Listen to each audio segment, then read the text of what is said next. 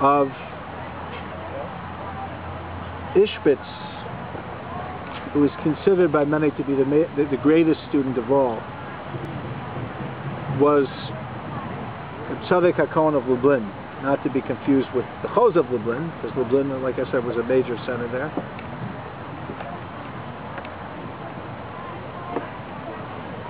And he became known also as the Pri Tzaddik by the name of the books he authored that are mostly called Pri Tzaddik, although he has other books as well, many other Sfarim as well. It's going to be dark, it's shrucky. It's going to be dark, you're not going to see anything. No. You shut it. Very bright. Yeah? Very low luck. Picking up a lot. That's behind me. And he says, and Reb Shlomo said about him, I think Reb Shlomo, I don't know if it was Reb Shlomo or somebody else, that he only would eat a meal if he was making a siyum. Making what? Making a completion of a tractate of Gemara. Which means if he ate 30 meals,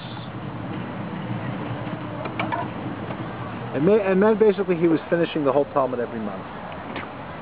Okay? Imagine, like, I'm not going to eat dinner tonight unless I finish a tractate. Well, some tractates are 25 blot, which is 50 pages long, and some are 150. Which, 150 blots can take you a year to learn, even if you're going at a pretty quick pace. So he's mamish making a siyum before he eats. So you could imagine the level of learning that he has. He didn't have to cheat. Tzaddik HaKohen. And he says, when somebody with a little knowledge says the most important thing is not to have knowledge, I say, sure, because you don't have any knowledge, you know. But the Tzaddik says the purpose of knowing is to know that you don't know. So let me now go back, and this is really what Reb Leibel Eger said. The more you know, the more you don't know.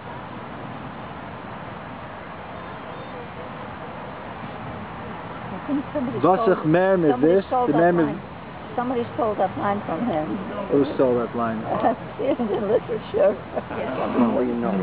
From another religion? No? Yeah. Yashka? No, contemporary. There was Socrates. Socrates? Yeah. Could be.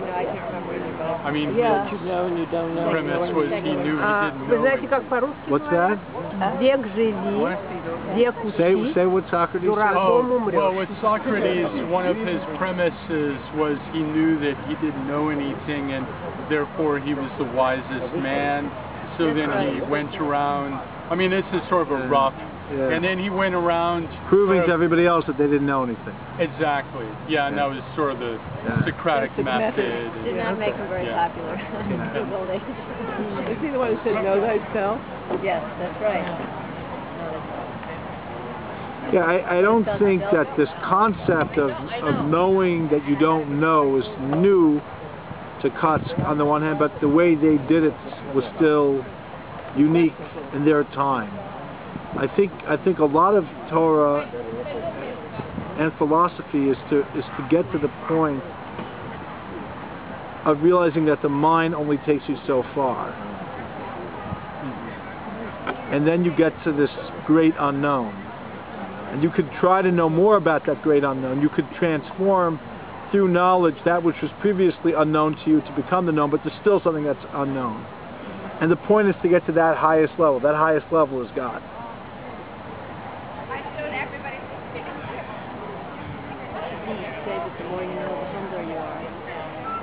There is other teachings, even including in the Tanya of the Alter Rebbe Chabad.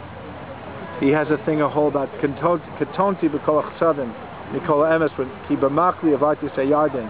When Jacob says, "I've become belittled from all the kindnesses that God has done to me," the author of the Tanya explains that in kedusha and holiness, the greater the revelation that you have, you don't become arrogant because of it. You become humble. Like Moshe.